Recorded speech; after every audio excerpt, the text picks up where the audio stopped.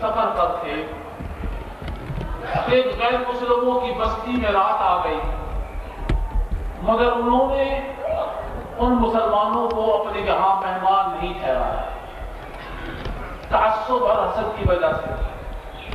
وہ چند صحابہ کرام بیچارے وہ بستی سے باہر انہوں نے ڈیرا لگا دیا، رات گزارنی تھی۔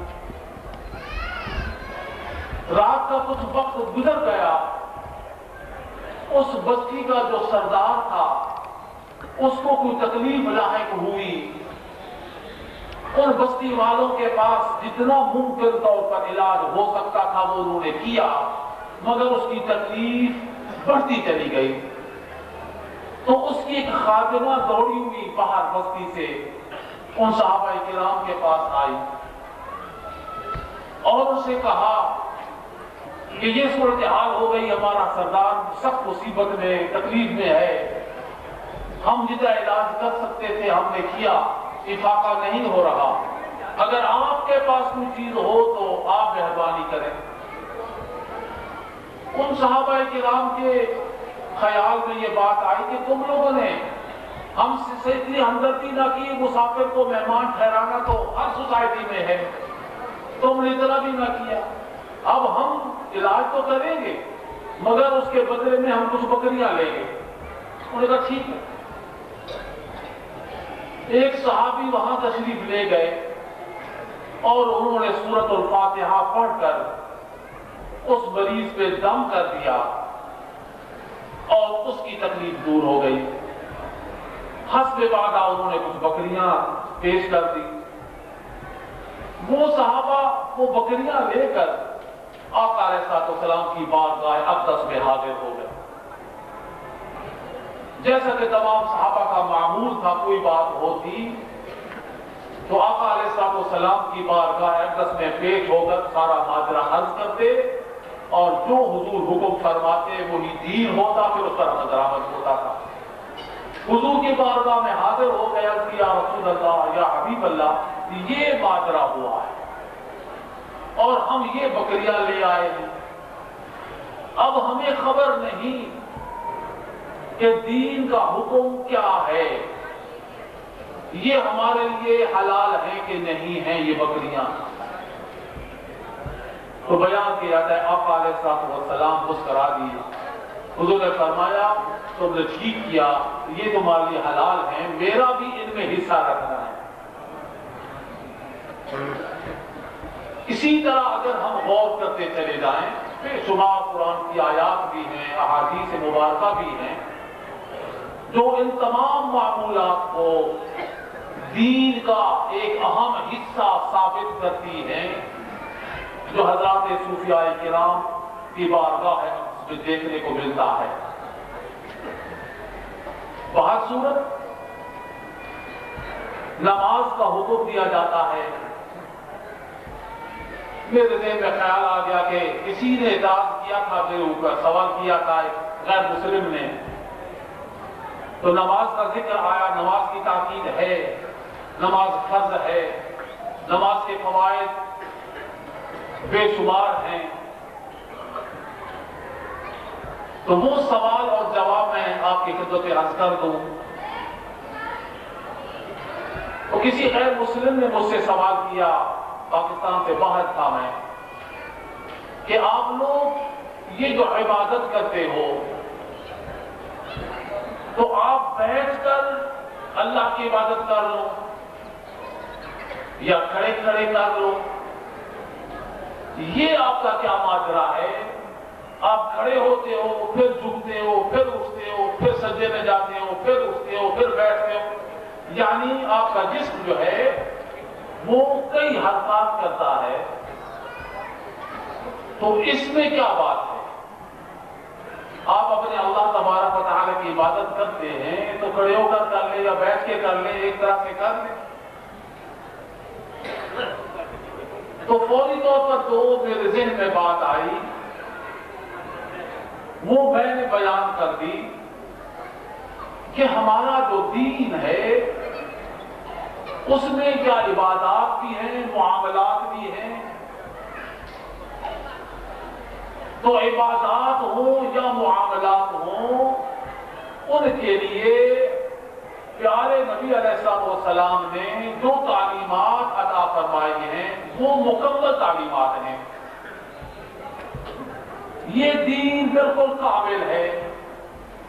یہی وجہ ہے کہ اب کسی اللہ اور دین کی ضرورت رکھی رب نے، نہ کسی اور نبی کی ضرورت رکھی رب تعالیٰ نے.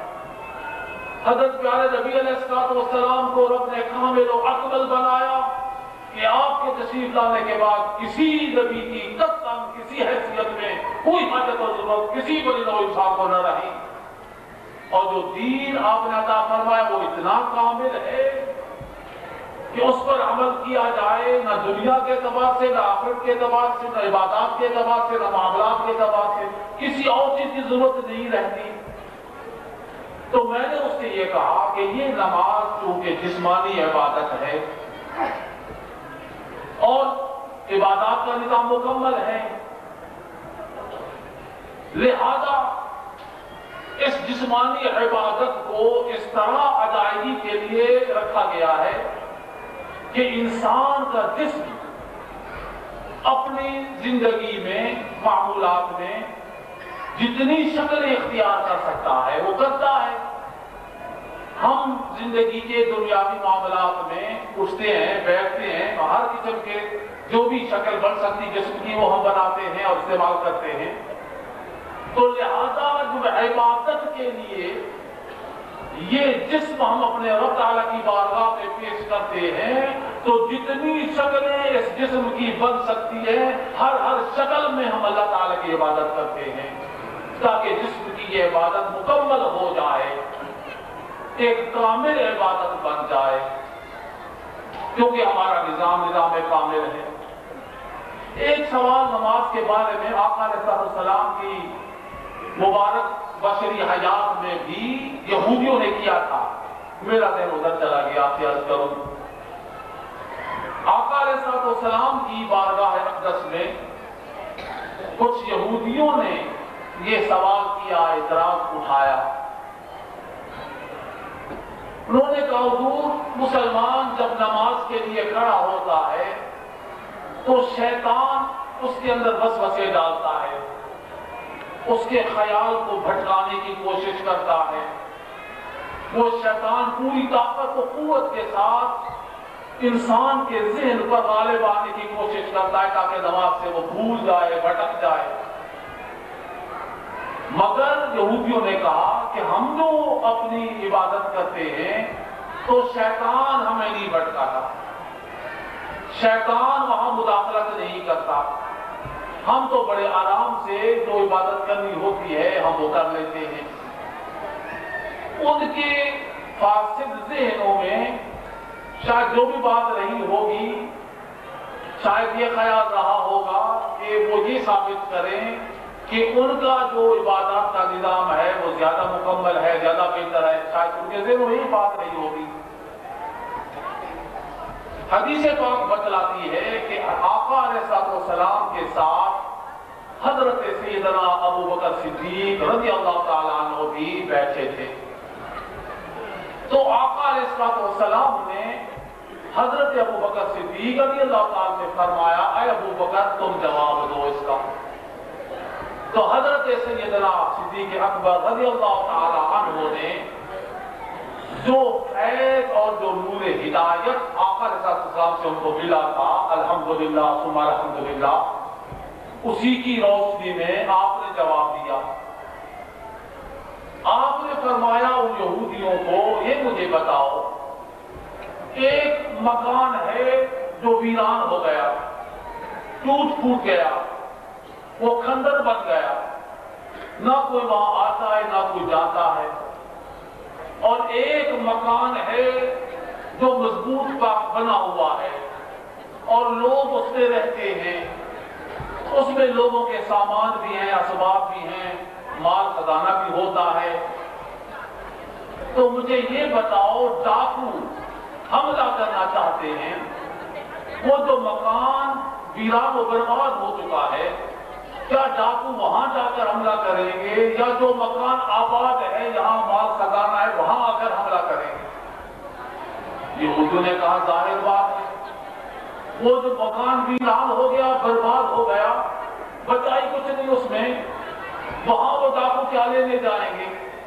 یقیناً ڈاکو وہاں پر آ کر حملہ کریں گے جو آباد ہے، جہاں لوگ رہتے ہیں، جہاں مال خزانہ ہے۔ تو فرمایا پھر یہی بات ہے، تمہارے ارواح اور تمہارے قلوب یہ کھنڈر و ویران بن چکے بے ایمانی کی وجہ سے۔ اس پیارے محبوب علیہ السلام کو تم نے قبول نہ کیا، تم ویران و برباد ہو گئے، اور ہم مسلمانوں نے آقا علیہ السلام کی غلامی کو اختیار کیا، ہمارے روح و قلوب نور سے اور ایمان کے خزانوں سے بھر گئے۔ اب شیطان یہ ایمان کا لٹیرا ڈاکو ہے، یہ تمہارے پاس کیا لینے جائے گا، یہ تو ہم پر بھی حملے کرے گا۔ یہاں یہ بھی بات ذہن میں آتی ہے کہ پرانے مکان اور نئے مکان کی مثال میں بھی ایک اشارہ ہے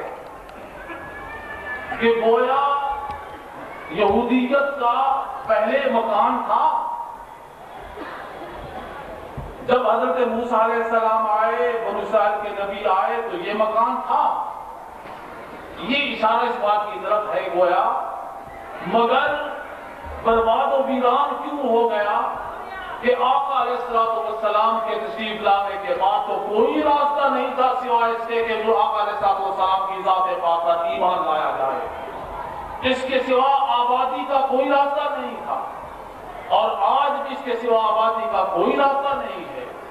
اس دنیا کو آباد کرنا ہے، اس دنیا کا ظاہر بھی پاک کرنا ہے، باطن بھی پاک کرنا ہے، تو سوائے اس کے کوئی راستہ نہیں ہے، سوائے اس کے کوئی راستہ نہیں ہے کہ محمد سے وفا تم نے تو ہم دے رہے ہیں، یہ جہاں چیز ہے کیا لوح و قلم دے رہے ہیں۔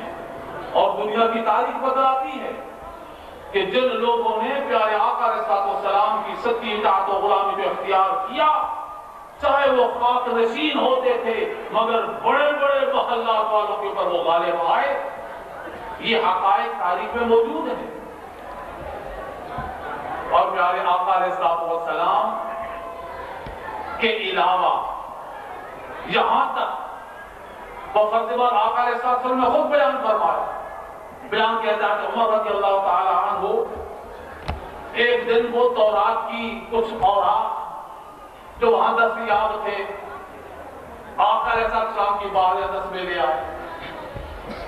آقا علیہ السلام کے چہرے انور پر کچھ ملال کے آثار نمودار ہوئے۔ حضرت عمر رضی اللہ تعالیٰ نے ہاتھ جوڑ لیے، یا رسول اللہ، یا حبیب اللہ، مجھے نہیں پتا کس بات کا، میں ہم تو بھی سیکھ رہے، آپ کے چہرے انور پر کچھ غم کے اور ملال کے آثار آئے، آپ مجھے فرمائیں، مجھے ہدایت عطا فرمائیں کہ کون سی غلطی مجھ سے ہو گئی۔ تو آقا علیہ السلام فرمایا، اے عمر، تو یہ تحریف شدہ تورات لے کر آیا میرے پاس، خدا پاک کی قسم اگر آپ بذات خود حضرت سیدنا موسیٰ علیہ السلام بھی اس دنیا میں تشریف لائیں، ان کے لیے بھی اس کے سوا کوئی راستہ نہیں ہوگا کہ مجھ محمد مصطفیٰ کی اتباع کرے اور غلامی کرے۔ اللہ تبارک و تعالیٰ نے کوئی راستہ رکھا نہیں، یہ ایک حقیقت ہے۔ تو حضرات محترم، جب ہم صوفیاء کرام اولیاء نظام کے آستانوں پہ حاضر ہوتے ہیں، ان کی بارگاہ میں حاضری دیتے ہیں، تو جہاں ہمیں شریعت کا سبق ملتا ہے، شریعت کے اعمال ہمارے درست ہوتے ہیں، وہاں ہمارا باطن بھی پاک صاف ہوتا ہے، اور ان دونوں چیزوں کی بنیادی ضرورت ہے۔ ان دونوں میں سے کسی ایک کو بھی اگر ہٹا دیں تو نتیجہ وہ نہیں نکل سکتا جو دین اسلام نتیجہ چاہتا ہے۔ لہذا یہی ایک راستہ ہے کہ ہم جہاں شریعت کے ظاہری اعمال پر عمل درآمد کریں، فرائض ادا کرنے کی کماحقوق کوشش کریں، وہیں پر اللہ کے محبوب بندوں سے محبت رکھیں، عقیدت رکھیں، احترام رکھیں، اور وہ جو معمولات بتائیں ان پر کاربند ہو جائیں، تاکہ ہمارا ظاہر و باطن دونوں صاف ہوں، اور پھر ہمارا معاشرہ جیسا کہ دین اسلام چاہتا ہے ویسا ہمارا معاشرہ فلاح کی طرف، کامیابی کی طرف روانہ ہو جائے۔ وآخر دعوانا ان الحمدللہ رب العالمین۔